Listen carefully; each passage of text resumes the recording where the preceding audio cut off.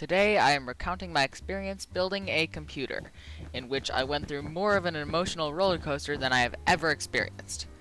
And I will be talking about why I will never do it again. So, let's start at the beginning. Why did I want a PC? Well, I had a family member who got one, and I was on my Apple desktop, and I wanted to wait to see if the PC was worth it, because I wasn't having problems with my desktop.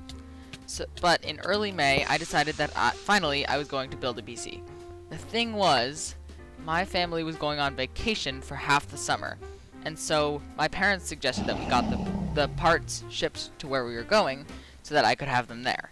So I did my best to work on YouTube while I was on my Mac, but it was really difficult to get everything working without sacrificing good quality.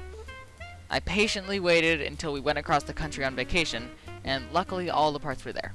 I spent the whole first day building, and by the next day I was done. But something was wrong. Nothing happened. I watched tons of videos about it, and some of the problems were actually mistakes that I had made. But I fixed them one by one, and still, the inside of my computer was gray and lifeless. After 2 days of problem solving, I finally discovered the problem.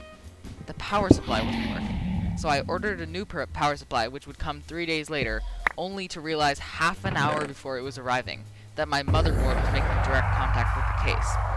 The whole time, I was so frustrated. I had just bought a new power supply, only to realize there was a problem that wasn't in any of the videos. I searched for the missing standoffs and installed them with the new power supply, but still nothing. I thought about it very logically and decided the only thing possibly wrong was that I had fried my motherboard and was from short-circuiting it so many times.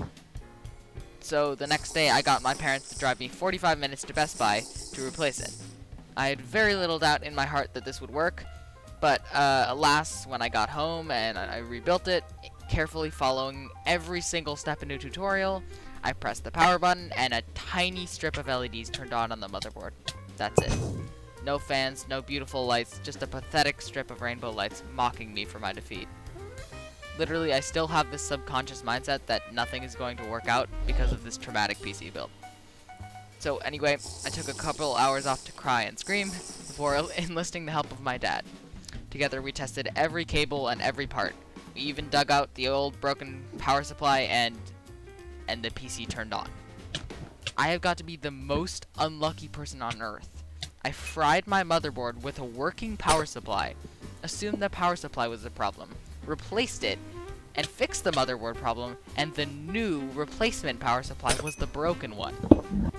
But thankfully, it's up and running now, so I finally get to really start YouTube.